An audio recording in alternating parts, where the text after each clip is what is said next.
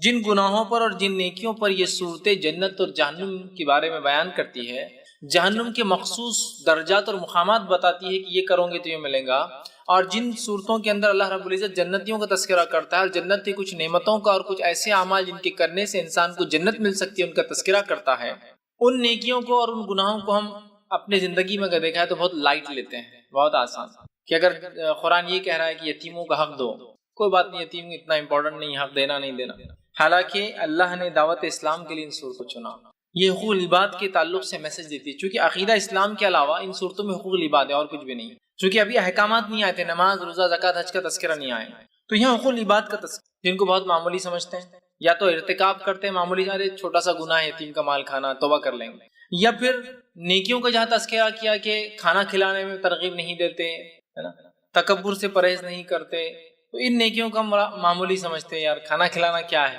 ہر کسی کے پاس ہے، کیا اس کا اتنی ضرورت ہے، حالانکہ یہ صورتیں ہر دور کے لیے، ہر زمانے کے لیے، ہر انسانوں کے لیے، چاہے اگر پورا مسلم معاشرہ مالدار بھی ہو جائے تو یہ صورتیں اپنی جگہ لاگو ہوں گی اور وہاں بھی کچھ نہ کچھ کھلانے کا نظم کرنا ہوگا، تو یہ بڑی اہم چیز ہے۔ تو آئیے اسی کڑی اور اسی سلسلے میں تفسیر کی ایک اور تفسیر انشاءاللہ عزیز آج ہم دیکھیں گے، جو کہ سورہ نمبر 82 قرآن کا اور سورہ انفطار اس سورت کا نام ہے، اور یہ ایک مکی سورت، اس میں اللہ رب العزت نے بہت جامع پیغام سنایا ہے، بتایا ہے، اور یہ سورت جو ہے 19 آیتوں پر مشتمل ہے، 19 اس کے اندر ورسز ہیں۔ آئیے اس کو ایک کے بعد ایک ہم جو ہے ترجمہ اور مختصر سی اس میں جو ہے ترجمے کے ساتھ ساتھ میں آپ کے سامنے جو ہے تفسیر رکھنے کی اس کی جو ہے کوشش کروں گا، تاکہ قرآن کے اس پیغام کو جو مختصر ہے ہم اس کو سمجھیں، اور ساتھ ہی ساتھ سمجھنے کے ہم جو اپنی زندگیوں میں ان پیغامات کو لاگو کرنے کی کوشش کریں۔ مکی صورتوں کی خصوصیت جو آپ کو ملیں گی وہ یہ ہے کہ یہ صورتیں آخرت کا بار بار تذکرہ کرتی، ایسی کوئی مکی صورت نہیں گزریں گی جس میں آخرت کا تذکرہ نہ ہو، مرنے کی بعد کی زندگی کے تعلق سے قرآن بیان نہ کرتا، ایسی کوئی صورت آپ کو نہیں ملیں گی۔ تو ظاہر سی بات ہے سورہ انفطار بھی کوئی مستثنا ایکسیپشنل کیس نہیں، اس میں بھی اللہ رب العزت نے پھر ہمیں آخرت یاد دلائی اور ایک ایسی حقیقت کی طرف ہمارا جو ہے دھیان جو ہے کھینچنے کی کوشش کی جس حقیقت کو ہم بہت معمولی سمجھ کے بھول جاتے ہیں۔ اب آئیے سورت کے بیچ میں جیسے جیسے آیتیں گزریں گی کچھ باتیں میں انشاءاللہ عزیز آپ کے سامنے رکھنے کی جو ہے کوشش۔ اللہ سبحانہ تعالیٰ اس سورت میں فرماتا ہے، بسم اللہ الرحمن الرحیم، اللہ فرماتا ہے اذا السماء انفطرت، یہ اس کی پہلی آیت ہے۔ اللہ فرماتا ہے جب آسمان پھٹ جائے گا۔ اب دیکھیے سورت کی ابتدا ہے، سورہ ابھی شروع ہو رہا ہے، اس کی ابتدا ہو رہی ہے، سٹارٹنگ ہے، اور سٹارٹنگ میں دیکھیے اللہ رب العزت جو ہے آخرت اور قیامت کا تذکرے سے ہی شروع کر رہا ہے۔ کیا فرمایا پہلی آیت میں؟ اذا السماء انفطرت، اور جب جو ہے آسمان کے تعلق سے فرمایا جو ہے آسمان پھٹ جائیں گے، گویا اس سورت کی ابتدا آخرت کے ایک ہولناک منظر سے شروع کی گئی۔ ٹھیک، آسمان کا پھٹنا کیا ہو سکتا ہے، اس کی معمولی سی اور چھوٹی سی مثال اگر آپ کو دیکھنا ہے تو چند مہینوں پہلے جو ہے نارتھ انڈیا میں کشمیر کے اور اتراکھنڈ کے علاقے میں ایک بادل اچانک پھٹ گیا تھا۔ بادل ایک آسمان جس کو کہیں گے، اس میں ایک اڑتا ہوا ایک حصہ ہوتا ہے جس میں اللہ رب العزت نے یہ صلاحیت اور صفت رکھی ہے کہ وہ اپنے اندر بھاپ لیے ہوئے ہوتا ہے۔ یہ بھاپ مطلب ٹھنڈی ہوتی ہے تو برستی ہے اور ایک مخصوص مقدار میں اس کے بوند بنتے ہیں اور زمین پر گرتے ہیں، لیکن جب یہ بھاپ کبھی ایک ساتھ اگر ٹھنڈی ہو جائے بادل میں تو جو پانی برستا ہے اس کو بادل کا پھٹنا کہتے ہیں۔ ایک چھوٹی سی مثال ہے کہ آسمان پھٹنے کی، کہ بادل کیسے پھٹتے ہیں۔ اور جب وہ بادل پھٹا اور گرا تو پورا ایک گاؤں بہہ کر ایک اس میں چلا گیا، ساری قوم جو رہتی تھی وہ بستی نیست و نابود ہوگی، سب برباد ہوا۔ تو ایک بادل کا پھٹنا اتنا قہر ڈھا سکتا ہے، تو آسمان کا پھٹنا کتنا قہر ڈھائیں گا روز قیامت، اس منظر کو صرف اندازہ ہی کر سکتے، کیونکہ اس کا پروپورشن اس واقعے کی، اس قیامت کی ہولناکی یا اس کا دھماکہ، اس کا جس کو حیرت انگیز ہونا اتنا زیادہ ہوگا کہ جس کو کسی مقدار یا کسی اسکیل پر ماپا نہیں جا سکتا ہے کہ کیا کیا جائے گا، وہ کیسے ہوگا اور کتنا ہوگا۔ تو ممکن نہیں ہے اس کو ہمارے لیے سمجھنا اتنے آسانی سے، لیکن بہرحال کچھ نہ کچھ اس بادل کے پھٹنے سے ایک اندازہ تو ہم کر ہی سکتے ہیں۔ تو اللہ سبحانہ تعالیٰ نے اس آیت میں فرمایا جب آسمان پھٹ جائیں گا، مطلب قیامت اور اس کی ہولناکی ہے، اور شاید چونکہ ہم قیامت کی ترتیب نہیں جانتے کیا ترتیب ہوگی، کون سی کڑی کون سی ہوں گی، ہو سکتا ہے یہ پہلی کڑی ہو کہ آسمان پھٹ جائے، واللہ اعلم، لیکن چونکہ اللہ نے ابتدا کی ہے اور قرآن کی جو ترتیب ہوتی ہے یہ بھی اہمیت رکھتی ہے، تو پہلی ہے جب آسمان پھٹ جائے گا، مطلب آسمان، اور بہت سی مقامات پہ آسمان لپیٹ لیا جائے گا، بادل اڑا دیے جائیں گے، ستارے جھڑ جائیں گے، تذکرے بار بار ہوتے ہیں۔ تو وہ آسمان پھٹنا شاید جب قیامت قائم جن لوگوں پر ہوں گی اس کا پہلا یہ ہوگا کہ آسمان پھٹ جائیں گا. تو کہا جب آسمان پھٹ جائیں گا. وَإِذَا الْكَوَاكِبُ انتَثَرَتْ، اور پھر فرمایا دوسری آیت میں اور جب ستارے جھڑ جائیں گے. مطلب دیکھیے آسمان پھٹ جا رہا ہے اور آسمان میں جو ستارے اللہ رب العزت نے ایک قسم سے اس کی خوبصورتی کے لیے جڑ دی ہے، ایک اس کی زینت بنائے ہیں، وہ ستارے جو اوپر ہوتے ہیں جن کو دیکھ کر لوگ مختلف تصورات رکھتے ہیں، جن کے فاصلے دوری اور جن کے جس کو ہم کہیں گے اس کی جو سائز جس کو ہم کہیں گے، ان کی جو چوڑائی، ان کی گولائی، ان کی لمبائی، جن کے بارے میں صرف سن کر ہماری عقلیں تعجب کرتی ہے، یہ ستارے جھڑنے والے ہیں. ستارے جھڑ جائیں گے. ستاروں کو جن کو میں اور آپ دیکھتے ہیں جو ٹمٹماتے ہیں بہت چھوٹے چھوٹے ہوتے ہیں اور کبھی کبھار بدلی کے آنے سے اور سورج کی صبح مطلب زمین کی گردش کے چھپ جاتے ہیں. ان ستاروں کے بارے میں جو سائنٹیفک سٹڈیز موجود ہے، وہ سائنٹیفک سٹڈیز یہ چیز بتاتی ہے کہ یہ ستارے اتنے بڑے ہیں کہ ہمارا سورج ان کے سامنے کوئی مقام اور کوئی حیثیت نہیں رکھتا، جس سورج کے سامنے ہماری زمین کوئی مقام اور حیثیت نہیں ہے. سورج کے مقابلے میں ہماری زمین جو ہے مطلب کتنا ہے وہ تو نہیں بتا سکتا، خالی ایک پیمانہ کچھ بتانے کی کوشش کر رہا ہوں. جوپیٹر بول کر ایک جو سیارہ ہے، ٹھیک، وہ سیارے کے اندر ہماری دنیا جیسی 1300 دنیایں آتی ہیں، جو کہ ایک بہت چھوٹا سا ایک سیارہ ہے، ملکی وے دودیا گیلیکسی جس کو بولتے ہیں، ملکی وے گیلیکسی کا.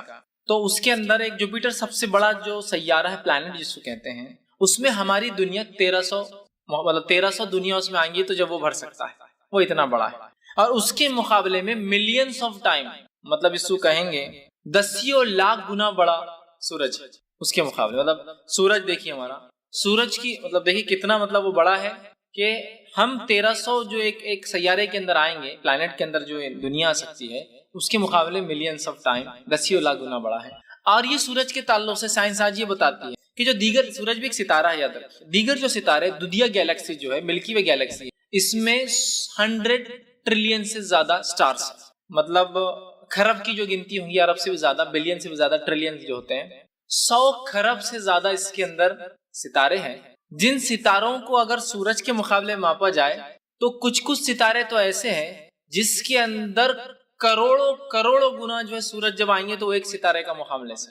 مطلب سورج جو ہے وہ اتنا چھوٹا ہے ان ستاروں کے مقابلے میں، جس کو ہم جو چمکتا ہوا صرف دیکھتے ہیں، کہ ویسے لاکھوں اور کروڑوں سورج مل کے وہ ایک ستارہ بناتے ہیں جو اتنے بڑے ہیں، جن میں سے ادنا 1,25,000 میل فی سیکنڈ کی رفتار سے بھاگتا ہے. ادنا سے ادنا جو دنیا میں آ کے کبھی کبھی گر جاتے ہیں چھوٹے چھوٹے، تو وہ یہ رفتار سے گرتے ہیں کہ گویا اگر آپ خلا میں ہوں اور آپ کے جسم میں سے اس کا ایک ذرہ جائے تو وہ چیر کے گولی تو بہت کم تیز ہوتی ہے، وہ کب نکل جائے گا انسان کو پتہ نہیں، اس کا جسم پھٹ جائے گا. تو اتنی رفتار سے دوڑتے ہیں.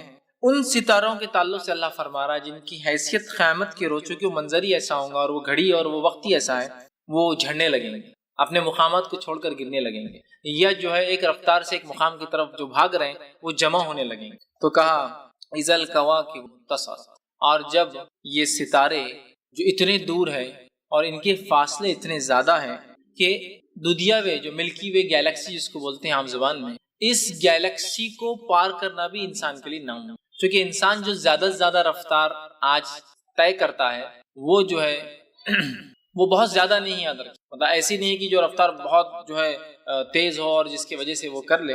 راکٹس جو ہوتے ہیں جن کو خلا میں چھوڑا جاتا ہے، وہ راکٹس سب سے زیادہ تیز چیز جس کو انسان دیکھتا ہے یا جس میں انسان سواری کرتا ہے، جس کے لیے اتنا خرچ کرنے کے باوجود وہ 25,000 میل فی سیکنڈ کی رفتار سے بھاگتا ہے. ٹھیک، لیکن ہماری جو کائنات ہے اور ستارے جس خلا کے اندر جس سائز کے اور جو جتنے بڑے ہیں، ایک ستارے سے دوسرے ستارے جانے کو اربوں اور خربوں سال لگتے ہیں، لائٹ ایئرس. مطلب روشنی کی رفتار سے اگر کوئی دوڑے جس کی رفتار 1,86,000 میل فی سیکنڈ کی ہوتی ہے، 1,86,000 میل فی سیکنڈ کی ہوتی ہے روشنی، تو ایسے اربوں اور خربوں سال ایک دوسرے، اور معاف کرنا 25,000 میل فی جو ہے گھنٹے کی رفتار سے جو ہے انسان آج چل سکتا ہے. 25,000 میل فی گھنٹہ جس سے راکٹ چلتے ہیں، یہ جو ہے انسان کی رفتار ہے.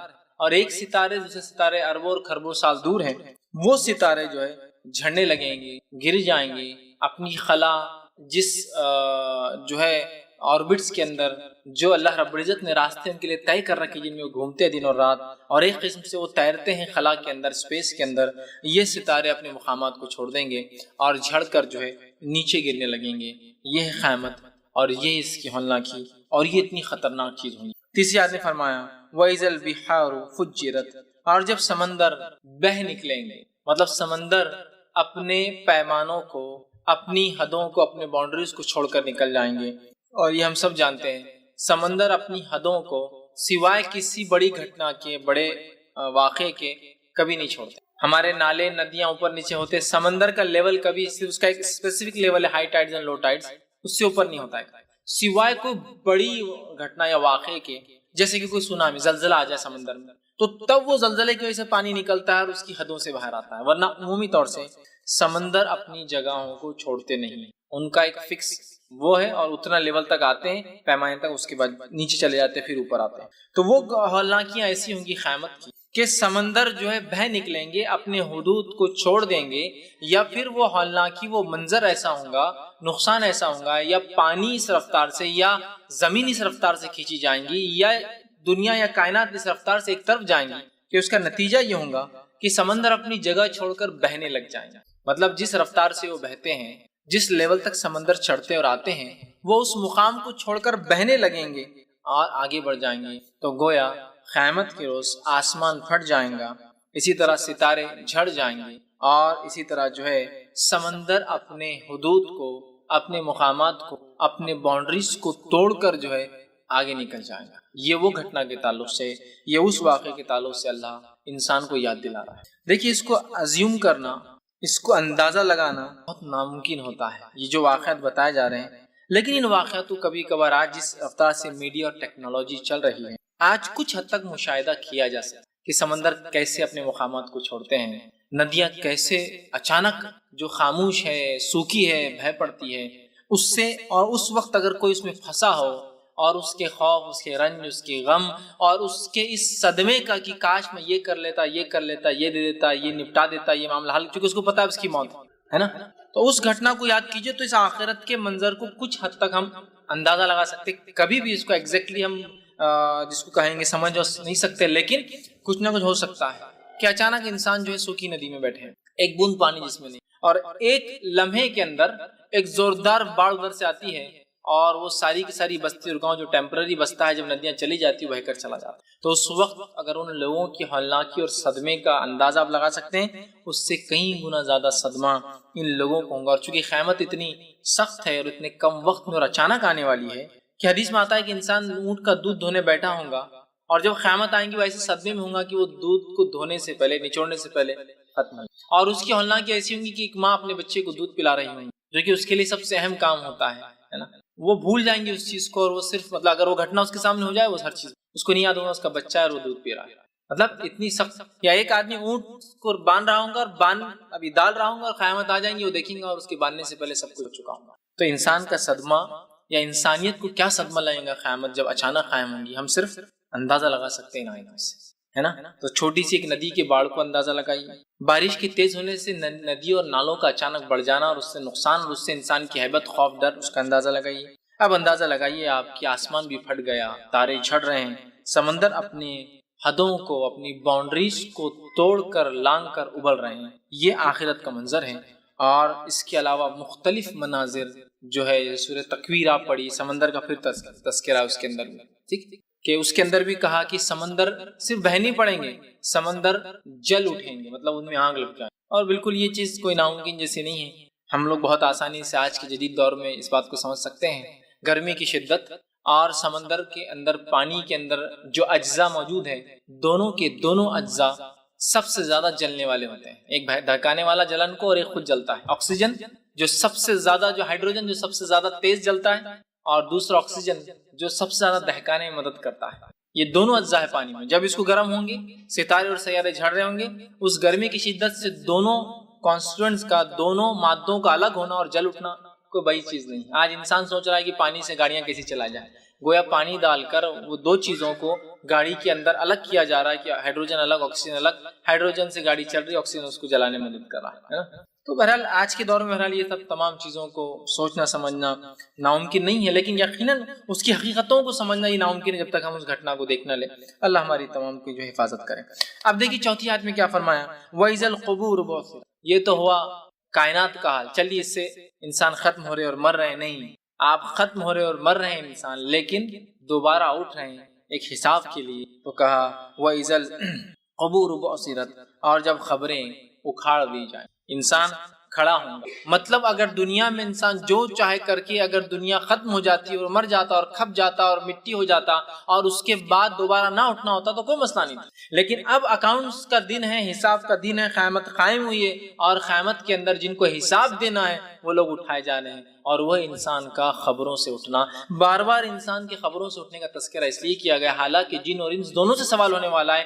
جن جو ہے ایک مختلف دنیا میں رہتے ہیں جن کو ہم سمجھ نہیں پاتے، اس لیے اللہ نے انس کا ہمارا تذکرہ کیا. ہم کیسے اٹھیں گے، ان کا اکاؤنٹ کیسے ہوں گا وہ الگ جانتے ہیں، اللہ بہتر جانتا ہے. لیکن ہمارا اکاؤنٹ ایسا، ہم اپنی خبروں سے اٹھیں گے. وہ بھی ہو سکتا ہے اپنی خبروں میں ہو، وہ اللہ عالم کیسے. تو کہا جب خبریں اکھاڑ دی جائیں گی، مطلب گویا اکھاڑ دی جائیں گی سے آپ تھوڑا سوچیے. مطلب ایک چیز لگی ہوئی ایک جگہ، ایک کیل ٹھکی ہوئی اور اسے کھینچ دیا جائے تو کیا نتیجہ ہوتا ہے. تو اسی طرح مردے اپنی خبروں میں سو رہے ہیں اور اچانک انہیں نکالا جا رہا ہے. یہ معنی جب خبریں اکھاڑ دی جائیں گی مطلب اٹھ رہے ہیں.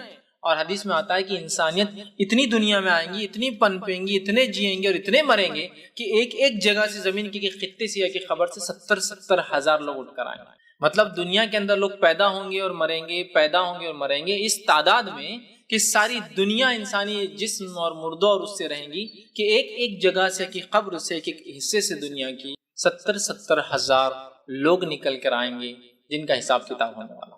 تو اکھاڑ دی جائیں گی مطلب اچانک سوتے ہوئے ہیں وہ لوگ اور انہیں جگہ دیا جائے گا اور اٹھا دیا. ایسا ہوتا ہے نا، سو رہا ہے ایک انسان اور اسے اٹھا دیا جائے. بس وہی کیفیت ہوں گی کہ جب خبریں جو ہے اکھاڑ دی جائیں گی گویا حساب کا وقت آ چکا ہوگا. آیت نمبر 5 میں فرمایا علمت نفس ما قدمت واخرت. یہ سب سے جو کنکلوزیو پارٹ ایک طرح سے بولیں گے جو ہو رہا ہے وہ یہ ہے، مطلب نتیجہ خیز چیز جو ہو رہی ہے وہ یہ ہے. ہم کیوں اٹھنے والے ہیں؟ قرآن نے کہا اس وقت ہر شخص اپنے آگے بھیجا ہوا اور پیچھے چھوڑے ہوئے اعمال کو معلوم کر لیں گا اور اسی کام کے لیے میں اور آپ روز قیامت جو ہے اٹھائے جانے والے. کیا ہم نے آگے بھیجا اور کیا پیچھے چھوڑا، اس کا ہمیں حساب دینا. اب آگے بھیجے سے مراد کیا ہے؟ انسان دیکھ لیں گا جو آگے بھیجا ہے، مطلب وہ اعمال جو دنیا میں رہتے ہوئے اس نے کیا اور آگے بھیج دیا، یہ اچھے بھی ہو سکتے اور برے بھی ہو سکتے، نیک بھی ہو سکتے، بد ہوتے ہیں. یہ جو اس نے بھیج دیا، آگے جو اعمال بڑھا دیا وہ بھی دیکھ لیں گا. اور پیچھے جو چھوڑا، اس سے مراد مفسرین لکھتے ہیں پیچھے چھوڑے ہوئے عمل سے مراد وہ عمل ہے جو انسان دنیا میں چھوڑ گیا جس کی وجہ سے دوسرے اس کے پیچھے چلتے رہے. تو یہاں دیکھیے انسان جو آگے بھیجا اور جو پیچھے چھوڑا. اس کا دوسرا معنی یہ ہو سکتا ہے جو آگے بھیجا جو نیکیاں کی، جو پیچھے چھوڑا جو نیک کام پیچھے چھوڑ کر آیا جس کی وجہ سے دنیا یا انسانیت نے اس سے فائدہ اٹھایا. اب یہ اچھا بھی ہو سکتا ہے یا برا بھی ہو سکتا ہے، گڈ اور بیڈ دونوں ہو سکتا ہے. تو انسان وہ دیکھ لیں گا. تو گویا اس صورت کا کنکلوزیو پارٹ یہ ہے کہ ہمیں اٹھنا ہے اور اٹھنے کے بعد ہر شخص نے جو آگے بھیجا جو پیچھے چھوڑا ہے اس کا جواب دینا ہے. بس اسی کے لیے اللہ نے قیامت کے پورے مناظر، پوری ہولناکیاں بیان کی کہ تم اس سب چیزوں کو سمجھ لو، اس لیے کہ تمہیں اٹھنا ہے اور اٹھنے کے بعد ہمارے پاس آنا ہے. تم نے کیا اچھا کیا اور کیا برا کیا، اس تعلق سے روز قیامت جو ہے تم سے پوچھ ہونے والی ہے. اس کے لیے جو پوری صورت بتائی جا رہی ہے تمہیں پوچھ ہونے والی ہے، تمہیں جواب دینا ہے.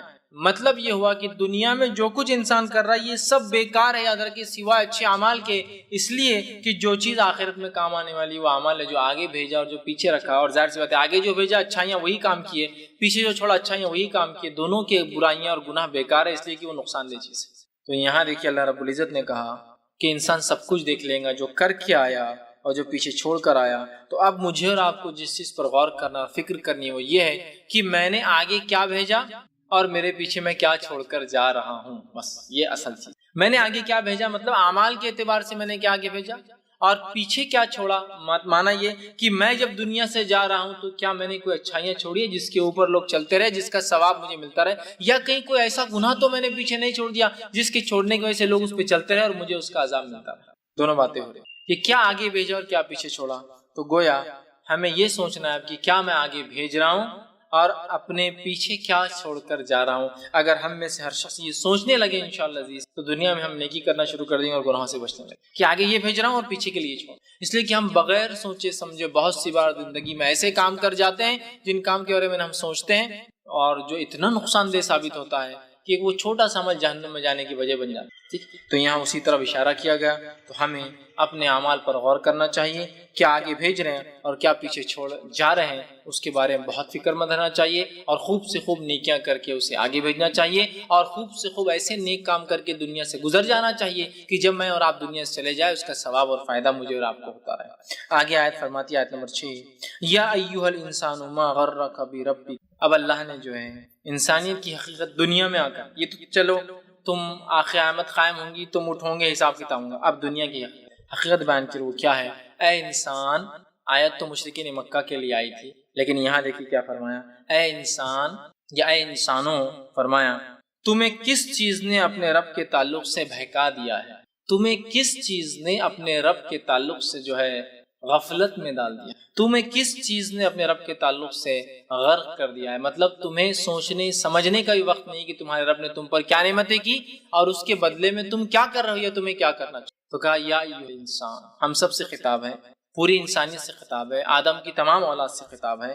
کہا یا ایھا الانسان ما غرک بربک، کہ کس چیز نے تمہیں غرق کر دیا، کس چیز نے تمہیں بہکا دیا، کس چیز نے تمہیں اس چیز کی طرف دھیان دینے سے ہٹا دیا کہ تم رب کریم کی طرف غور کرتے، اس کے دین پر چلتے، اس کے شریعت کے مطابق عمل کرتے، اس نے جو کہا اس سے عمل کرتے۔ سب سے پہلے تو انسانوں سے خطاب ہے، تو انسانوں سے میں کہوں گا تم کیوں نہیں اس پر ایمان لاتے، اور جو لوگ ایمان لائے ہوئے مسلمان ہیں کیوں تم اسلام پر عمل نہیں کرتے؟ یہ خطاب کر رہی ہے کہ کیوں تم یہ کام نہیں کرتے، کس چیز نے تمہیں غرق کر دیا رب کے تعلق سے، کس چیز نے تمہیں رب کے تعلق سے دور کر دیا۔ اور آج ہم دیکھیے ہماری زندگیوں کو، خود انسان رب کے تعلق سے غرق ہے کہ اس نے جو ہے رب کو بھول گیا۔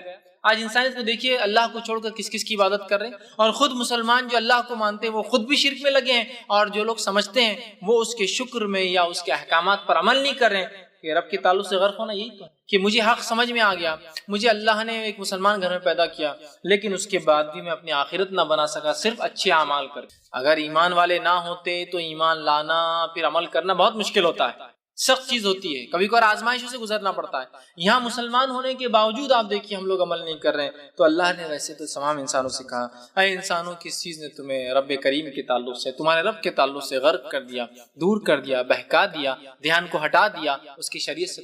اور آج واقعی میں ہماری زندگی ہم دیکھیں ہم کتنے اسلام سے دور ہیں، بتانے کی بھی ضرورت نہیں ہے اور بولنے کی بھی ضرورت نہیں۔ باقی تمام چیزیں تو اگر ہم دور کر دیں، عقائد اسلام میں توحید لے لیتے، پتہ چل جائے گا کتنے لوگ مشرک ہیں ہم میں سے، جو توحید کا صرف دعویٰ کرتے ہیں، جس کی حقیقت خود اللہ رب العزت نے سورہ جو ہے یوسف میں یوں بیان کی کہ بہت سارے لوگ اللہ پر ایمان کا دعویٰ تو کرتے ہیں الا وهم مشرکون، لیکن سوا شرک کے وہ کچھ نہیں کرتے۔ وما اکثرهم یؤمن باللہ، اکثر انسانیت میں سے لوگ اللہ پر ایمان کا دعویٰ تو کرتے ہیں الا وهم مشرکون، لیکن سوا شرک کے وہ کچھ نہیں۔ یہ ہمارا حال، یہ اہل کتاب کا حال ہوا جس کی وجہ سے وہ برباد ہوئے، ان سے امامت چھین کر جو ہے عربوں کو دی گئی، نبی اکرم صلی اللہ علیہ وسلم کی بات ہے نا، انہوں نے بھی یہی کیا، آج ہم بھی یہی کر رہے ہیں کہ اللہ پر ایمان کا دعویٰ شرک کر۔ اور باقی انسانیت کا حال دیکھیے آپ کس حد تک جو ہے رب کو بھلا چکی ہے۔ خود رب کو ماننے والوں کا اگر یہ حال ہے تو رب کو جو مانتے نہیں ان کا کیا حال ہوگا، بتانے کی ضرورت نہیں ہے۔ لیکن آیت انسانیت سے خطاب کر، یا انسانوں کیا چیز ہے جس نے تمہیں بہکا دیا، کیا چیز ہے جس نے تمہیں اسلام سے دور رکھ دیا، کیا چیز ہے جو تمہیں اسلام پر عمل نہیں کرنے دے رہی، کیا چیز ہے جو تمہیں رب سے دور رکھ رہی ہے؟ کیوں نہیں ہے انسانوں تم رب پر ایمان لاؤ جو کریم ہے، جس نے تمہیں اتنا کرم کیا تم پر یا ہم پر کہ ہمارے باوجود شرک اور گناہ اور معصیت کرنے کے ایک زندگی دی اور مہلت دی کہ اچھے اعمال کر لو، توبہ کر لو یا ایمان لا لو جو غیر مسلم۔ تو یاد رکھیے بڑی اہم بات ہے۔ تو اللہ نے آخرت کا منظر کی خبریں اکھاڑ دی جائیں گی حساب کتاب کے لیے، انسان دیکھ لے گا کیا بھیجا اور کیا چھوڑا ہے۔ یہ منظر، یہ واقعہ، یہ گھٹنا ہونے سے پہلے تم کیا کرو، رب کے تعلق سے گمراہ نہ رہو، رب کے تعلق سے غافل نہ رہو، بلکہ اس پر ایمان لاؤ، اور اگر ایمان والے ہو تو اس پر عمل کرو۔ آگے فرمایا الذی خلقک فسواک فعدلک، اور اس رب کے تعلق سے کیوں تم اس کی عبادت کرو، کیوں تم اس کو نہ بھولو، کیوں تم اس کا ذکر کرو؟ اس لیے کہ اس نے تم پر عظیم نعمتیں کی، اور اس میں سے ایک نعمت ہے جس رب نے تجھے پیدا کیا، پھر ٹھیک ٹھاک کیا، پھر درست اور برابر بنایا۔ یہ اس کی نعمت کہ اس رب نے ہمیں پیدا کیا۔ اب ایک سوال انسان کر سکتے ہیں، مسلمان نہیں کریں گے لیکن عموماً انسان کرتے ہیں، لوگ کرتے ہیں، نان مسلمس کر سکتے ہیں، اور جو ہم کو پیدا کیا جس میں ہماری کوئی چوائس نہیں تھی، تو پھر ہم کو کیوں کہا جا رہا ہے کہ پیدا ہونے کے بعد یہ کام کرو؟ یہ جو نعمت ہے پیدائش کی، ہم نے تھوڑی کہا تھا اللہ سے پیدا کرو جو بعد میں سورگ اور نر، جنت اور جہنم دو، تو پیدا اس نے کیا اور پھر ہم کو سزا اور جزا بھی دیں گا۔ ٹھیک، بہت سے لوگ سوچتے ہیں ایسے کہ پیدا تو ہم چوائس سے نہیں ہوئے نا، کہ میں نے بولا تھا اللہ کو پیدا کرو، تو آئیے ان لوگوں کی سمجھ کے لیے، یا ہو سکتا ہے کوئی مسلمان ایسا سوچتا ہو تو ان کی سمجھ کے لیے، جس رب نے تجھے پیدا کیا، تو بھائی جب ہم نے نہیں بولا تھا پیدا کرو تو پھر ہمیں کیوں سزا و جزا دی جائیں گی؟ تو میرے بھائی ایک مسئلے، ایک اصول کو یاد رکھ لیجیے اپنی زندگی میں، جو کہ دنیا میں بھی ہم لاگو کرتے ہیں۔ مالک سے اس کی ملکیت کے بارے میں کبھی بھی کوشچن اور سوال نہیں ہوتا ہے، لیکن جو اس کے ملکیت میں ہوتا ہے، سمجھ آپ، مالک کی ملکیت میں جو ہوتا ہے اس کا کام ہے جو اس کا مالک بولے وہ کام وہ کرتا رہے۔ جیسے مثال کے طور پر سمجھ لیجیے میں اس گھر کا، اس جگہ کا مالک ہوں، میں نے اس جگہ کو بنایا اور تعمیر کیا، تعمیر کرنے کے بعد اس پر ایک بلڈوزر چلا دیا۔ آپ لوگ مجھے کیا بولیں گے اور کیوں بولیں گے؟ زیادہ سے زیادہ آپ یہ بولیں گے کہ اتنا پیسہ تھا تو ہم کو دیتے، ہم اپنا گھر بنا لیتے، یار بنائے اور توڑ دیا۔ لیکن چونکہ میں اس جگہ کا مالک ہوں، میری ملکیت میں کیا آپ کچھ بول سکتے ہیں، مجھے عمل دخل کر سکتے ہیں کہ کیوں فیض بھائی آپ نے کیوں بنایا اور کیوں توڑے؟ ہاں آپ کے پاس اتنا تھا تو ہمیں، آپ خالی بولیں گے یار کیا آدمی کے پاس جلا رہا ہے، غریبوں کو دیتا تو یہ ہوتا وہ ہوتا، لیکن میری چونکہ یہ ملکیت ہے آپ چیلنج نہیں کر سکتے۔ مطلب مالک کی ملکیت کے معاملے میں ہم لوگ خاموش ہوتے ہیں، لیکن جو اس کی ملکیت میں جو اس کے ماتحت ہوتا ہے اس کا کام ہوتا ہے اس کی بات سنیں، ہے نا، یہ بات ہے نا۔ تو اسی طرح اللہ ہمارا مالک اور رب ہے نا، تو لہٰذا اس نے کیوں پیدا کیا یہ اس سے سوال نہیں ہو سکتا، پیدا کر دیا، اب صرف جو وہ کہتا ہے وہ کرنا ہمارا کام ہے۔ غلام کا کام یہ ہے کہ جب اس کے آقا نے، اس کے مالک نے اسے کوئی کام دیا وہ کر لے، کیوں کروا رہا ہے یہ پوچھنا، کوشچن کرنا، یہ فطرت کے خلاف ہے، دنیا میں بھی نہیں کرتے، آخرت میں۔ آپ کا باس ہے کمپنی میں، یہ کرو، آپ پوچھتے کیوں کرنے کا، تم کو کیا ضرورت ہے، اوپر کیا لگ رہا، آیا کام اپنا ہی، دنیا میں یہ اصول ہے، آخرت ہے۔ تو اب کوئی سوچ سکتا ہے کہ جس نے ہمیں پیدا کیا تو کیا احسان کیا؟ ہاں احسان کیا، احسان کیا، یاد رکھیں، کیونکہ مالک کو اختیار ہے کچھ بھی۔ اگر اللہ تعالیٰ سوچیے ذرا، ہمیں پیدا کرتا عالم ارواح میں، اور پیدا کرنے کے بعد کچھ لوگوں کہتا تم جنتی اور کچھ لوگ کہتا تم جہنمی، ہم کیا سوچتے تب؟ کیا سوچتے ہم تب بتائیے؟ اے اللہ وہ لوگ کیوں جنت میں جا رہے اور میں نے کیا کیا؟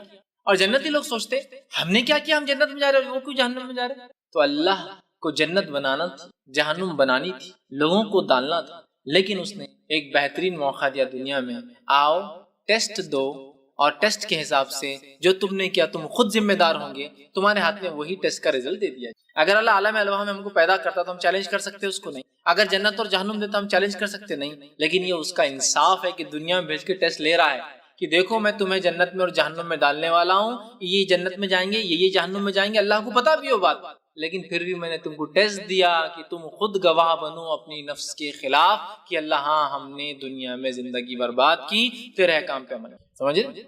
اسی لیے پورے قرآن میں اور پورے حدیث کا متن اٹھا لیجئے، کہیں بھی جہنمی اللہ پر الزام یا اپنے نبیوں پہ الزام نہیں لگائیں گے۔ کیوں نہیں لگائیں گے؟ اس لیے کہ ان کا منہ ہی نہیں رہیں گا، ان کے نام عمل خود ان کے ہاتھوں میں دے دیے۔ تو یہاں کہا کہ تمہیں پیدا کیا اس نے، اس لیے تم اس کی عبادت کرو، اور بہکاوے میں نہ آنا شیطان کے، اور اس کو غافل نہ ہونا اللہ سے۔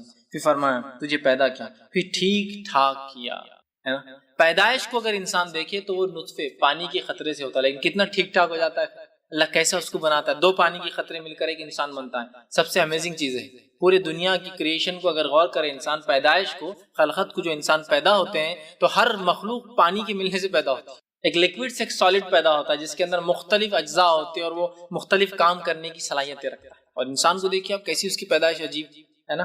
تو کہا پھر تجھے ٹھیک ٹھاک پیدا کیا، پھر فرمایا پھر درست اور برابر بنا، اور عدل کے ساتھ بالکل درست اور برابر۔ مطلب اگر اللہ تعالیٰ چاہتا تو اللہ نے کتنے جانور پیدا کیا، آپ دیکھیے کچھ کے چہروں پر کیسے عجیب عجیب بال ہیں، کچھ کے ناخن کیسے عجیب، یہ سب اللہ کی مخلوقات، کچھ کیسی کیسی چیزیں کھاتے جن کو دیکھ کر ہم تعجب کرتے، کوئی زہر کھا رہا ہے، کوئی زہر پی رہا ہے، کوئی زہر پیدا کر سکتا ہے نا۔ ان تمام مخلوقات میں انسان اپنے آپ کو دیکھے تو انسان کے چہرے پہ بال نہیں دیکھے سوائے داڑھی کے، لیکن اس کا چہرہ صاف، اس کی نظریں آپ دیکھیے دونوں سامنے ہوتی ہیں، عموماً جانوروں کی نظریں سائڈ میں، اسی طرح انسانی ایک ایسی مخلوق ہے اللہ کی جو سیدھے دیکھتا ہے، باقی تمام مخلوق نیچے ہی دیکھتی ہے۔ آپ دیکھیے گردنیں دیکھیے، گائے، بیل، بھینس، گدھا، گھوڑا، جانوروں کو دیکھیے سب نیچے دیکھتے ہیں، ہمیں جو اوپر بھی دیکھ سکتے ہیں اور سیدھا دیکھتے ہیں آنکھوں سے، دونوں آنکھیں سامنے رکھ کے دیکھتے ہیں۔ اور بہت ساری ایسی عظیم نعمتیں جو جانوروں کے اندر اللہ نے دیکھ کر ہم شکر ادا کر سکتے کہ اللہ چاہتا تو اپنی مخلوق کو کیسا بھی پیدا کر سکتا ہے، خطرناک سے خطرناک۔ دیکھیے آپ کیسی مخلوق، ان کی بناوٹ، ان کی پیدائش اور ان کی زندگیاں آپ دیکھیں گے تو تعجب کرتے کیسے جیتے، کیا کیا کھاتے ہیں، کیسے رہتے ہیں۔ تو کہا تمہیں بہت ٹھیک ٹھاک بنایا اور عدل کے ساتھ بالکل برابر جیسا بنانا چاہا بنایا۔ پھر فرمایا فی ای صورت ما شاء رکبک، اللہ نے فرمایا جس صورت میں چاہا تجھے پھر جوڑ دیا، مطلب جو بہترین صورت تھی تیرے لیے لائق ہے انسان، ہم نے تجھے اس صورت میں جوڑ دیا، ویسا تجھے ٹھیک، تو اس سے ایک بات پتہ چلتی ہے کہ اللہ نے انسان کو سب سے بہترین بنایا اس کی تمام مخلوقات میں. جتنا کریشن اللہ کی دیکھی اب اس میں انسان سب سے بہترین ہے، اس لیے کہ اللہ نے جیسا چاہا اسے صورت کو جوڑ دیا اور برابر بنا دیا. چرند پرند ہے، مختلف درندے ہیں، ان کو آپ دیکھیے، اس کے مقابلے میں اپنی تخلیق کو ہم دیکھیں تو کتنے بہترین ہم بنائے گئے، ان کے مقابلے میں کتنا خوبصورت ہے انسان. لیکن اب انسان کا مسئلہ یہ ہے جس رب نے صورت ما شاء رکب کہا، جیسا تمہیں چاہا ویسی صورتیں تمہاری ہم نے بنائی اور ٹھیک ٹھاک تمہیں جو بنایا. صورت ویسے تصویر اسی سے لفظ آتا ہے، صورت کہتے سور عربی میں جو ہے چہرے کو کہتے ہیں، تصویر اسی سے لفظ آتا ہے. تو جیسا چاہا تمہیں جوڑ دیا، ویسی تصویر بنائی تمہاری. اس کے باوجود بھی بہت سارے انسان صرف اپنے رنگ پر، چہرے کے ناک نقشے کے اعتبار سے اونچا اور نیچا، بھاری اور ہلکا، بڑا اور چھوٹا اور اچھا اور برا ایک دوسرے کو تصور کرتے ہیں. حالانکہ تمام انسان یاد رکھے جانوروں کے مقابلے میں کتنے، چاہے جیسا بھی ہو یاد رکھے، اگر کوئی شخص سب سے کالا بھی ہو دنیا کا انسان تو بھی وہ یاد رکھیے بڑا خوبصورت ہے. اس لیے کہ دیگر مخلوقات دیکھیے، کالے جو ہے ریچھ بھی ہوتا، کیسا کالا ہوتا کہ اس کے چہرے کو اس کو آپ پسند کریں گے، اس کے بالوں کو نہیں کرتے ہے نا. تو اللہ نے دیکھیے اس میں بھی سب سے احسن، سب سے بہترین بنایا.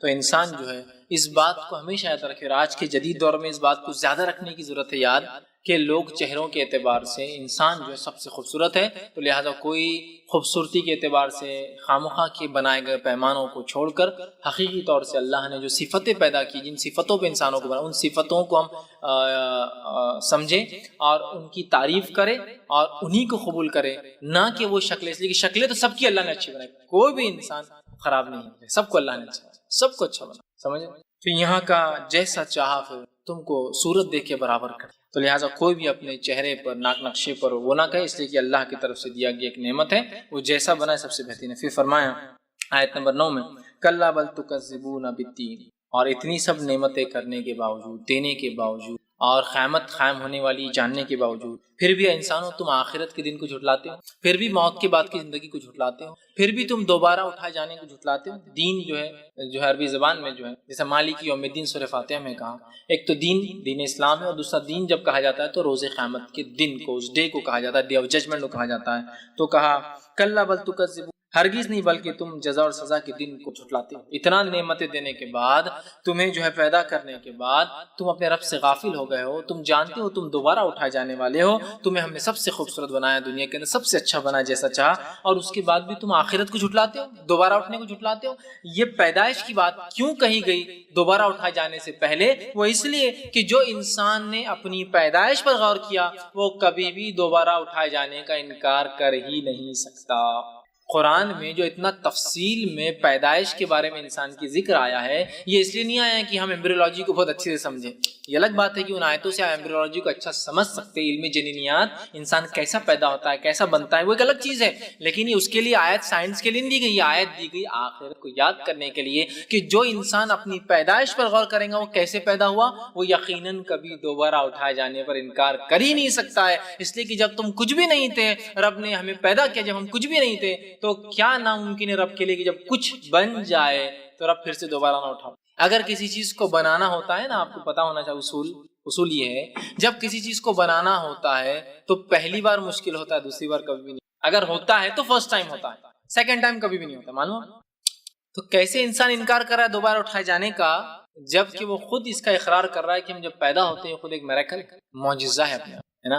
تو ظاہر سے جیسے پہلے پیدا کیا ویسا دوسری بار بھی پھر. تو جب پیدائش کا تذکرہ اس لیے کیا گیا کہ آخرت کی بات ہو رہی. مشرکین مکہ اس کو جھٹلاتے تھے، یہود و نصارہ اہل کتاب نہیں جھٹلا، لیکن مشرکین مکہ آج کے مشرک بھی جھٹلاتے رہے، یار یہ کیسا کچھ سمجھ میں نہیں آ رہا، اٹھائے جائیں گے. یار بھائی کس نے دیکھا، انجوائے کر لو، یہ دنیا انجوائے کے لیے ہے، بس دیکھیں گے مرنے کے بعد کیا ہوتا ہے نا.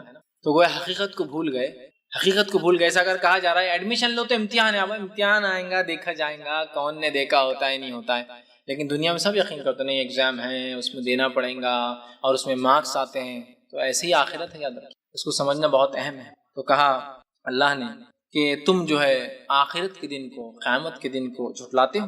آگے فرمایا اور کہا وَإِنَّ عَلَيْكُمْ لَحَافِظِينَ، حالانکہ تم پر حفاظت اور نگراں ہم نے فرشتے، تمہارے اوپر ہم نے نگراں بنا کر، نگراں سمجھ، گارڈین بنا کر، گارڈ بنا کر فرشتے رکھے، کرامن کاتبین، جو تمام اعمال تم کرتے ہو ان کو لکھتے رہتے. کرامن اکرام والے، کاتبین دو کو کہتے ہیں، کاتبین تو دو لکھنے والے، کرامن کاتبین یہ دو فرشتوں کے نام نہیں ایسے لوگ سمجھتے ہیں، کرامن کاتبین دو عزت والے فرشتے جو ہمارے اعمال کو لکھتے ہیں اور ریکارڈ کرتے ہیں، کاتب ہے وہ لکھتے ہیں۔ تو اللہ نے یہ وضاحت کر دی، میں نے تم کو پیدا کیا، تمہارے اگلے پچھلے اعمال پیش کیے جانے والے ہیں، تم دوبارہ اٹھائے جانے والے ہو، تم رب کے معاملے میں جو ہے بھول چکے ہو اپنے رب کو تمہیں، اور آگے فرمایا ہم نے تمہارے پر فرشتے تعینات کر رکھے ہیں جو ڈیلی تمہارا اکاؤنٹس لے رہے ہیں۔ اب ان فرشتوں کو تعینات ہونا، اکاؤنٹس لینے کو تھوڑا سا ہم بازو رکھتے ہیں، ایک تھوڑا سا الگ سینیریو کیا ہے، ایک الگ ماحول ہم ایک میں پیش کرتا ہوں مثال کے طور پہ۔ تو یہ فرشتوں کا نگراں ہونا کیا معنی میں آئے گا وہ سمجھ لیجیے، آپ جو ہے ایک جگہ گئے، ایک آفس میں گئے، آفس میں جا کے آپ بیٹھے، آپ کا دوست ساتھ تھا، لوگوں سے آپ نے بات چیت کی، وہ سب کچھ کیا، یہ ایک آفس کا ایک سیناریو ہے، ایک مثال ہے، سب کچھ کیا، آپ نے انٹرویو دیا، نکل گیا۔ ایک جگہ آپ گئے، خالی تھوڑی دیر بیٹھے، آپ کو ویٹ کیا گیا، آپ یہاں بیٹھے وہاں بیٹھے، یہ دیکھا اندر چلے، یہ ایک چیز ہوگی۔ اب ایک دوسرا آفس ہے، آفس میں جاتے ہوئے وہاں لکھا ہوا ہے you are under CCTV surveillance. اب یہ آفس میں آپ کا اٹھنا، یہ آفس میں آپ کا بیٹھنا، یہ آفس کی بات چیت اور وہ پہلے آفس کی بات چیت میں کیا فرق ہوگا بتائیے آپ؟ پہلے اس میں آپ گئے، جاتے ہی ارے آپ کو ویٹ کرنا پڑے گا، ارے یار ویٹ کرا رہے ہیں یار، کیا بیکار آفس، سب کچھ کہہ رہے ہیں، ہاں پیپر لیا، یہ پھینک دیا، ہاں بازو دیوار پہ تھوک دیا، ادھر کچھ کر دیا، گدا نکال کے پھینک دیا، پانی منگایا اس کو وہ کر دیا، گلاس لیا ادھر سے پھینک دیا، یہ سب رویہ رہتا، بازو والے سے مذاق ہو رہا ہے، ٹھیٹی ٹھاٹا ہو رہا ہے۔ اب وہ دوسرا آفس میں آپ جیسے کہ لکھا ہوا ہے CCTV، تب دوسرا اگر دوست آپ سے مذاق بھی کرے تو آپ بولتے نگران ہے، اوپر CCTV لگا ہوا ہے، نگرانی ہو رہی ہے۔ تو گویا نگران ہونے کی وجہ سے ہماری حرکات اور سکنات چینج ہو جائے، ہمارے اوپر اگر کوئی اپوائنٹ کر دیا جائے تو اس کی وجہ سے ہم الگ بیہیو کرتے، الگ ہمارا رویہ ہوتا ہے نا۔ تو بس کہا اللہ نے فرمایا وَإِنَّ عَلَيْكُمْ لَحَافِظٍ، تمہارے اوپر نگران ہم نے رکھی، کرامن کا۔ اور ایسے اکرام والے وہ دو ہیں جو لکھتے رہتے ہیں، رائٹ ڈاؤن کرتے ہیں، کتابت کرتے ہیں۔ تو اب اندازہ لگا لیجیے، جو آدمی CCTV سرویلنس سے ہٹ کر آفس یا ایک پریمائسس میں گیا، اس کا عمل کیسا ہوگا؟ CCTV سرویلنس جہاں پریمائسس میں لگا ہوا ہے اس میں کیسا بدلا ہوگا؟ تو ویسے ہمیشہ سوچنا ہے رب تو دیکھ رہا ہے، رب تو اس کا انٹیلیجنس سسٹم ایسا ہے کہ وہ تو پھر بھی اس نے فرشتے لگا دیے تاکہ وہ بھی گواہی دیں گے انسان کے اعمال پہ کہ ہم لوگ کیا کر کے اس دنیا میں آئے۔ تو کہا کرامن کاتبین وہ دو ہیں جو حساب اور کتاب لکھتے رہتے ہیں، یعلمون ما تفعلون، اور انہیں سب پتا ہوتا ہے تم کیا کرتے ہو، اس لیے کہ اللہ نے ان پہ ہم پہ نگران بنا دیا ہے۔ کرامن کاتبین جو دو فرشتے لکھتے ہیں، یہ ویسے جو ہے دو کے سیٹ میں 4 فرشتے ہیں، مطلب 2 سیٹ ہے فرشتوں کے اور ہر سیٹ میں 2 فرشتے، اور یہ ڈیلی سروے اپنی ڈیوٹی بھی چینج کرتے رہتے ہیں۔ ایک فجر میں آتا ہے ایک سیٹ، 2 آتے ہیں کرامن کاتبین 2 لکھنے والے، ایک اچھا لکھتا ہے ایک برائی، اچھا لکھنے والا سیدھے ہاتھ پہ، برائی لکھنے والا الٹے ہاتھ پہ، ہمارے سیدھے اور الٹے نہیں، دائیں اور بائیں جانے والے اعمال کو، سیدھے ہاتھ کے اعمال مطلب نیکیاں جنت والے اعمال، الٹے ہاتھ والے اعمال مطلب برائیاں اور گناہ والے اور جہنم والے اعمال، ٹھیک؟ جیسا نام اعمال سیدھے ہاتھ میں جنت میں مطلب آخرت میں دیا جائے مطلب کامیاب، الٹے ہاتھ میں دیا جائے مطلب ناکام، آگے سے سیدھے ہاتھ میں مطلب کامیاب، پیچھے سے الٹے ہاتھ میں دیا جائے گا مطلب ناکام۔ تو آگے کا مطلب کامیابی، پیچھے ناکامی، سیدھا کامیابی اور آگے کامیابی، الٹا ناکامی اور پیچھے ناکامی، اس کا مطلب آخرت کے اعتبار سے ٹرمز یوز ہوتے ہیں۔ تو 2 آتے ہیں، ایک فجر میں آتا ہے سیٹ اور فجر سے عصر تک بیٹھا رہتا ہے، ڈیوٹی چینج، عصر والا نکلتا ہے چلے جاتا ہے، اور پھر عصر سے فجر تک مطلب 2 شفٹ میں کام کرتے ہیں۔ تو کرامن کاتبین یہ 4 فرشتے ہیں جو 2 مل کر مطلب 2 جوڑی میں آتے ہیں اور ان کی شفٹ چینج ہوتی ہے اور ہر روز نام اعمال پیش کرتے جاتے ہیں، اور اسی طرح ہر روز پیش کرنے کے علاوہ ان کا ویکلی آڈٹ بھی ہوتا ہے۔ یہ ڈیلی آڈٹ ہے، صبح جا رہے شام۔ ویکلی آڈٹ ان کا کب ہوتا ہے؟ ویکلی کب جاتے ہیں؟ پیر اور جمعرات کو، اس لیے آپ سب پیر اور جمعرات کو روزہ رکھتے تھے، اور خاص تاکید کی فجر اور عصر نہیں چھوڑنے کے تعلق سے، چونکہ پیش ہو رہے ہیں، سمجھا؟ اور آپ سے پوچھا کہ آپ پیر اور جمعرات کیوں روزہ رکھتے ہیں؟ آپ نے کہا میں چاہتا ہوں کہ جب میرے نام اعمال پیش ہو میں جو ہے روزے کی حالت کروں، ہے نا؟ نام اعمال کب پیش ہو رہے؟ فجر میں اور عصر میں، اور روزہ فجر کی پہلے سے چالو ہوتا ہے اور مغرب تک چلتا ہے، تو گویا دونوں شفٹ میں انسان روزے کی حالت میں یا نماز کی حالت میں۔ تو ان کا ویکلی آڈٹ یہ ہوتا ہے، اور ان کا جو ہے ایئرلی آڈٹ بھی ہوتا ہے، شب قدر کو پورا ان کو دیا جاتا ہے کیا کیا ان کو کرنا ہے سال بھر کے لیے، اور سال بھر کے پورے اوپر بھی چلے جاتے ہیں۔ دیکھیے پورا حساب و کتاب ہو رہا ہے، ریکارڈز جمع ہو رہے ہیں ہمارے۔ ہم دنیا کی زندگی ایسے ہی نہیں گزارے، جب دنیا میں آ کر اگر حکومت ہمارے پیچھے لگ جائے تو کتنا ڈرتے ہیں ہم، فون ٹیپ ہو رہا، یہ ٹیپ ہو رہا، وہ ٹیپ ہو رہا، چال ٹیپ ہو رہی، ڈھال ٹیپ ہو رہی، یہاں میرے پیچھے آ رہے، وہاں میرے پہ نظر رکھ رہے، یہاں انٹیلیجنس ہوا ہے نا۔ تو اندازہ لگائیے فرشتے دن اور رات تعینات کیے، صرف ریکارڈ کر، صرف ریکارڈ، انٹیلیجنس ہے ان کا، صرف سزا جزا بعد میں ملتی ہے، صرف ریکارڈ کر رہے ہیں، اور آخرت میں صرف لائیں گے، دفتر پیش کریں گے، رجسٹر دیں گے اور نکل جائیں گے، تمہارا دیکھ لو کیا تھا یہ تھا۔ اسی لیے کوئی بھی کافر اور کوئی مومن بھی جو گناہگار ہوگا ایمان والا لیکن گناہگار ہوگا. کوئی بھی انکار نہیں کریں گے, اپنے گناہوں کو جھٹلائیں گے نہیں. ہاں جھوٹ بول دیں گے ہم نے نہیں کیا, لیکن جھٹلا نہیں سکتے ہو اس اعتبار سے کہ ہاں نہیں کیا. جب رب پوچھیں گے جواب دینا ہی پڑے گا. سمجھ رہے ہو؟ تو یہاں بتایا جا رہا ہے, اللہ نے فرمایا کہ جو ہے وہ جو ہے سب جانتے ہیں جو تم کرتے ہو. لکھ رہے ہیں ان الابرار لفی نعیم. اب جس نے سوچ لیا, سمجھ لیا, زندگی جینے کا طریقہ سیکھ لیا اور اچھی زندگی گزاری کہ اگلے بھی اچھے چھوڑ کے اعمال, پچھلے جو چھوڑ کے گیا وہ بھی اچھے تھے, تو ایسے لوگوں کے بارے میں کرامن کاتبین نے جن کے بارے میں اچھا لکھا, سیدھے ہاتھ والا لکھتے گیا, اس کا دفتر رائٹ ہینڈ والا بھر گیا, آخرت میں اس کو سیدھے ہاتھ میں اور سامنے سے نام اعمال دیا گیا, جس کا ترازو بھر گیا, یہ لوگ جائیں گے ان الابرار لفی. تو ایسے لوگ یہ جو ہے یقیناً نیک لوگ یہ جو ہے عیش اور آرام اور نعمتیں والی جنت میں داخل, عیش و آرام اور نعمتوں والی جنت کے اندر داخل ہوں گے. ان الابرار لفی نعیم, کہ جو لوگ نیک ہوں گے, عیش و آرام ہے جنت. یقیناً یاد رکھیے ایک ایسی جگہ ہے جہاں حقیقی عیش ہے, اس کے علاوہ نہیں. تو کہا نیک لوگ نعمتوں والی جنت میں داخل ہوں گے. ویسے جنت خود ایک نعمت والی چیز ہے, لیکن اس میں بھی نیکوکاروں کو خاص کہا جا رہا ہے, نعمتوں والی بہت اچھی جنت میں تم لوگ داخل ہوں گے.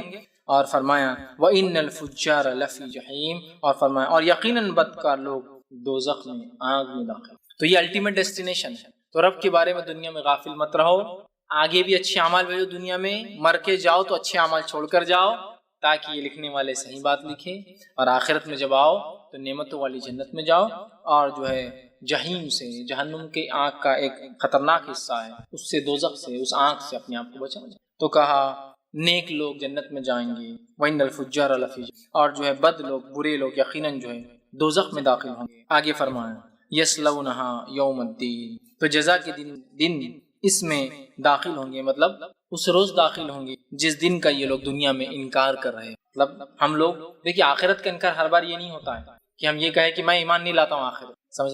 نا کا ہر بار معنی یہ نہیں ہوتا کہ میں کہوں نہیں میں یہ نہیں کرتا ہوں. نا کا معنی کیا ہوتا ہے, دیکھیے مثال دیتا ہوں, میں نے آپ کو 1000 روپے ادھار دیے, یا آپ نے مجھے 1000 روپے, میں ایک مہینے بعد آ کر لے لیں. میں ایک مہینے بعد آیا اور آپ سے کہا کہ وہ 1000 روپے کیا, یا آپ آ کر مجھ سے کہا فیض بھائی وہ 1000 کا کیا, دے دیں گے نا, بھاگ کر تھوڑی جا رہے ہیں, زندگی پڑی یار, بولے تھے لیکن ابھی نہیں ہو سکا, ٹھیک آپ چلے گئے. ایسا کرتے کرتے کرتے سال 2 سال گزر گئے, اس کے بعد آپ کیا کہتے ہیں, یار وہ پیسہ میں نے چھوڑ دیا, یا میں کہتا ہوں میں نے چھوڑ دیا. چونکہ اس نے نہ کبھی نہیں کہا, آ جانا ہی بولتا ہے, لیکن یہ بار بار آ جانا کہنا دلیل ہے کہ وہ نہ کہے, اب نہیں دینا ہے, اس نے لوٹ لیا میرا پیسہ. سمجھ رہا بات, یہ معنی ہے اس کا. تو کبھی کبھار چیزوں کو بولنا نہیں پڑتا ہے, وہ بٹ نیچرل انڈرسٹوڈ ہوتے ہیں. تو آج ہم بھی دیکھیں کیسی دنیا کی زندگی گزار رہے ہیں. یہ دنیا کی زندگی جس انداز سے ہم گزار رہے ہیں, یہ خود ایک دلیل ہے کہ ہم آخرت کی زندگی آلریڈی انکار کر رہے ہیں اس کا. اگر آخرت کی زندگی جو انسان یاد رکھے, وہ دھوکہ نہیں دے سکتا, جھوٹ نہیں بول سکتا, نمازیں نہیں چھوڑ سکتا, روزے نہیں چھوڑ سکتا, لوگوں کو تکلیف نہیں دے سکتا, راستوں کو بند نہیں کر سکتا, اس کا مزاج ہی نہیں ہو سکتا ہے, چونکہ اسے معلوم اکاؤنٹس دینا, حساب دینا, بھائی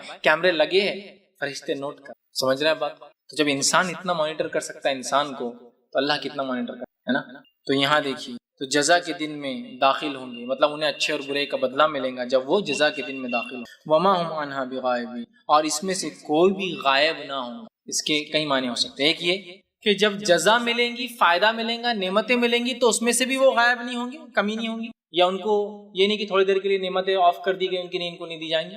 اور نہ ہی عذاب جو دیا جا رہا ہے اس میں ذرہ برابر تخفیف کی جائیں گی, کبھی بھی غائب نہیں ہوں گے اس عذاب میں سے, اور کبھی بھی غائب نہیں ہوں گے نعمتوں میں سے. کنٹینیوسلی ان نعمتوں میں اور عذاب میں انسان رہنے والا, یہ معنی ہے اس کا. کنٹینیوسلی عذاب اور نعمتوں میں انسان رہنے والا, یہ معنی ہے اس کا. تو یہ اللہ نے فرمایا وما ہم عنہا بغائبین, اور وہاں وہ غائب نہیں ہوں سے, مطلب کنٹینیوسلی ان کو عذاب دیا جائیں گا اور کنٹینیوسلی نعمتوں کا فائدہ اٹھائیں گے. وما ادراک ما یوم, اور تجھے کیا چیز سمجھائے, خبر دے کہ بدلے کا دن کیا ہے. یہ کیا چیز ہے جو تجھے سمجھائے, یہ آخرت کا دن کیا ہے, یہ بدلے کا دن کیا ہے, یہ موت کے بعد کی زندگی کیا ہے, یہ قیامت کی جنت اور جہنم کی زندگی کیا ہے, یہ آخرت کی زندگی جو ختم ہونے والی ہے کیا ہے, کیا چیز تجھے سمجھائے. آگے فرمایا ثم ما ادراک ما یوم, میں پھر کہتا ہوں کہ تجھے کیا معلوم کہ جزا اور سزا کا دن کیا ہے. یہ در حقیقت یہ جملہ ہے جو کسی بات کو سمجھانے کے لیے کہا جاتا ہے. جیسے کہ اگر میں یہ کہوں کسی ایک انسان کی آپ نے بے حرمتی کر دی, بے عزتی کر دی, اور وہ بہت بڑی شخصیت ہے, بہت عزت کا حامل ہے, بہت مالدار انسان ہے, تو دوسرا آدمی کیا بولتا, ارے دیکھو کیا معلوم وہ کون ہے, تو سمجھ ہی نہیں سکتا وہ کون ہے, تیری عقل میں نہیں اگر ہوتا تو یہ کام نہیں کرتا.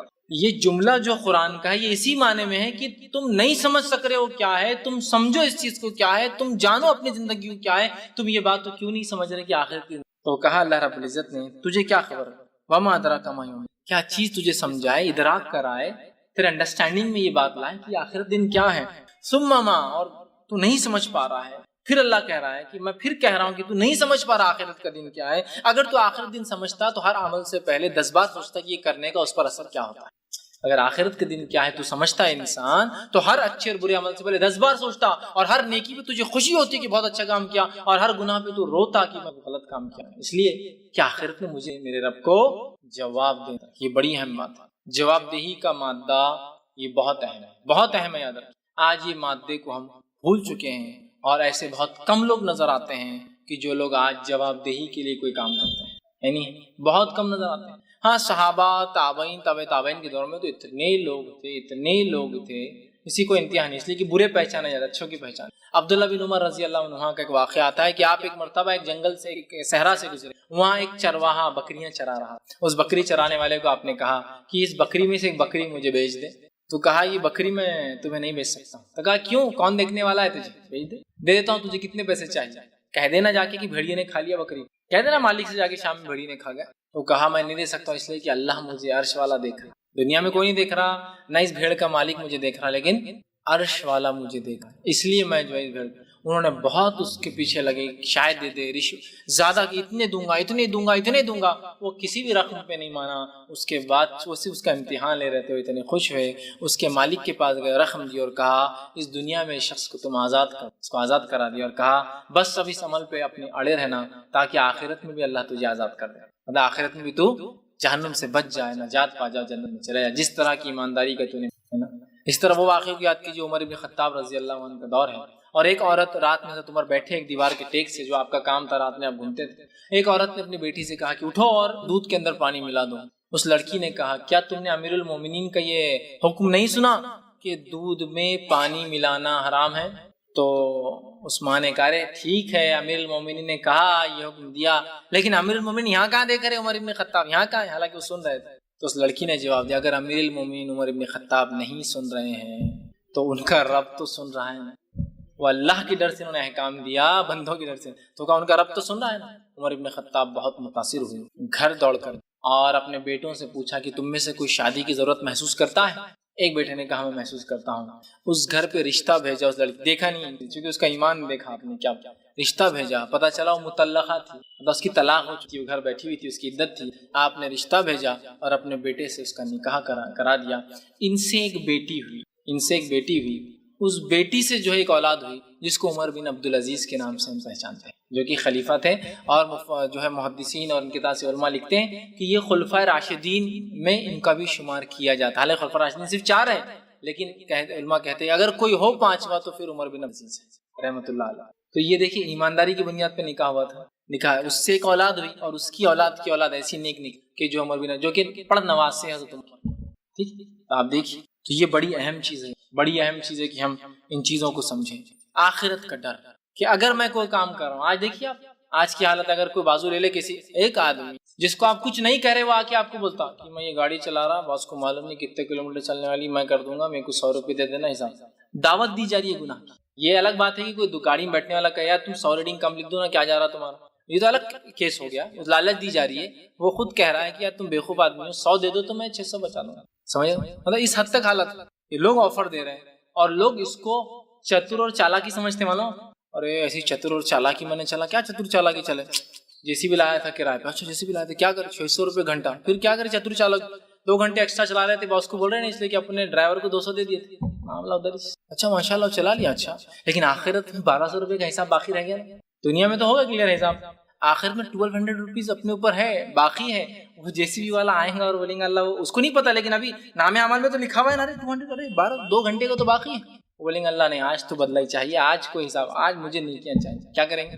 آفرز دیے جا رہے ہیں، اور اس کو چتر چالاکی. آج کیسے آیا ٹرین سے ایسے لٹک کے آ گیا، اس کا کوئی بھی ٹکٹ وکٹ نہیں، بیٹھ گیا اپنے اور سب اپنا کام ہو. یہ تو ٹھیک ہے، یہ تو ہو گیا، لیکن آپ نے کسی کا حق مار لیا اس میں، اور آپ نے سروسز جو استعمال کی اس کے اگینسٹ پیسہ تھا نا. ٹھیک ہے، اگر فری ہوتا الگ بات، تو آپ کو آخرت میں جواب دینا ہے. ہر چیز سے پہلے مجھے سوچنا آخرت میں کیا مجھے اس کا جواب دینا. یہ جواب دیا ہے تو اللہ نے فرمایا تم نہیں سمجھ پا رہے ہو آخرت. اگر سمجھتے تو تمہارے اعمال تھوڑے مختلف ہوتے تھے عام لوگوں سے.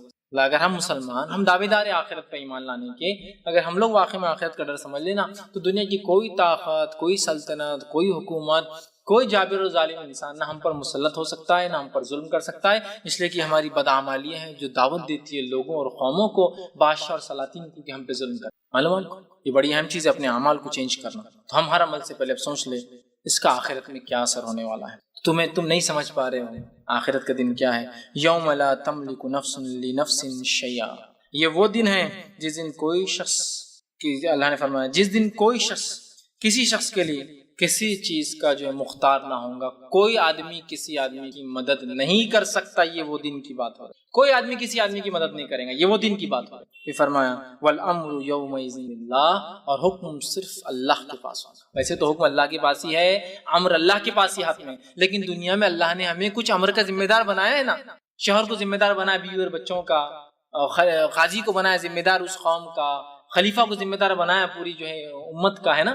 یہاں ہے کچھ نہ کچھ ان کے امر حکم چلتے ہیں، لیکن آخرت میں کوئی امر نہیں چلے گا سوا اللہ کے۔ تو لوگوں وہ یاد کرو اور اچھے اعمال کرو، آخرت کو سمجھو، وہاں کیا ہوگا، کوئی نفس کسی نفس کے کام نہیں آئے گا۔ اور نبی اکرم صلی اللہ علیہ وسلم نے، صحیح مسلم کی روایت ہے، آپ نے لوگوں کو بلایا، پہاڑ پر جمع کیا، ایک آواز دی، لوگ آئے، قریش آئے، کہا اگر میں کہوں پیچھے ایک شہ سوار فوج کھڑی تم پہ حملہ کرنے، کیا تم میری بات کو مانو گے؟ انہوں نے کہا ہاں، تو کہا پھر ایمان لاؤ اللہ پر۔ انہوں نے اس کا انکار کیا۔ اس کے بعد آپ صلی اللہ علیہ وسلم نے پھوپھی صفیہ اور اپنی بیٹی فاطمہ سے خطاب کیا، جو صحیح مسلم میں روایت کے الفاظ آتے ہیں حدیث، آپ نے فرمایا، کہا اللہ اے میری پھوپھی فاطمہ اور اے میری بیٹی صفیہ، تمہیں جو محمد سے مانگنا ہے، اپنے جو ہے بھتیجے سے مانگنا ہے، اپنے باپ محمد سے مانگنا ہے، فاطمہ یہاں مانگ لو۔ پھر فرمایا لا املک لکم من اللہ شیئا، اس لیے کہ اللہ کے پاس میں کچھ بھی اختیار نہیں رکھتا ہوں تمہارا، کچھ بھی نہیں، ذرہ برابر اللہ کے پاس میرا کوئی اختیار نہیں تمہارا۔ جب نبی اکرم صلی اللہ علیہ وسلم کہہ رہے میرا کوئی اختیار نہیں اللہ کے پاس تمہارے معاملے میں کہ میں کچھ دلا سکوں، بخشوا سکوں، کہ میری امت ہے، میری قوم ہے، میری نسل سے، میری اولاد سے،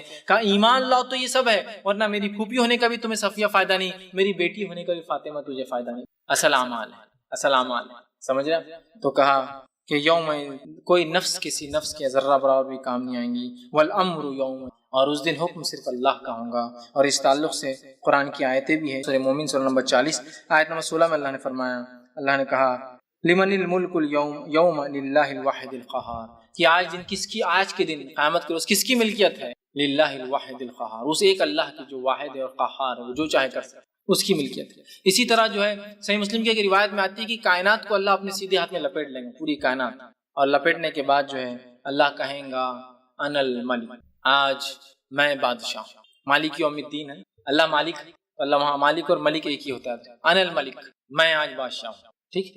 اور اللہ اعلان کرے گا کہ اب کہاں دنیا کے وہ لوگ، انا الملک، کہ آج کے روز جو ہے میں بادشاہ ہوں، اور اللہ اعلان کرے گا کہاں ہے دنیا میں وہ ظالم اور جابر بادشاہ جو ظلم کرتے اور تکبر کرتے۔ تو روز قیامت صرف حکم اللہ کا ہوگا۔ دنیا میں اللہ کچھ اختیار انسانوں کو حکم کے دیتا ہے، لیکن آخرت میں ذرہ برابر بھی انسان کو اختیار نہیں ہوگا، اس لیے کہا گیا کہ اس دن کسی کا کسی پہ کوئی اختیار نہیں ہوگا اور حکم صرف اللہ کا چلے گا۔ تو لہٰذا وہ دن آنے سے پہلے جس دن کوئی ہمارے لیے مدد کام نہ آئے، کوئی وسیلہ کام نہ آئے، کوئی مال دولت کام نہ آئے، کوئی رشتہ داری کام نہ آئے، کوئی قبیلہ اور خاندان کام نہ آئے، انسانوں میں سے کوئی انسان کام نہ آئے، حتیٰ کہ انبیاء علیہ الصلوۃ والسلام بھی کام نہ آئے، اس سے پہلے ہم نیکی کر لیں اور صرف اللہ کا حکم چلے گا تو اس کے رضا کے مطابق کام کر لیں، تاکہ وہ اللہ رب العزت کی جب رضا کے اعتبار سے ہم کام کر کے جائیں گے تو اس کا حکم ہمارے حق میں انشاءاللہ بہتر ہوگا، اور اگر یہ کام نہیں کر کے گئے تو اس کا حکم ہمارے حق میں برا ہو سکتا ہے۔ تو بہرحال یہ چند باتیں تھی جو اس صورت ہمیں دعوت دیتی ہے۔ تو اس صورت کا لب لباب کنکلوژن یہ ہے کہ ہم کیا چھوڑ کر جا رہے ہیں اور کیا ہم جو ہے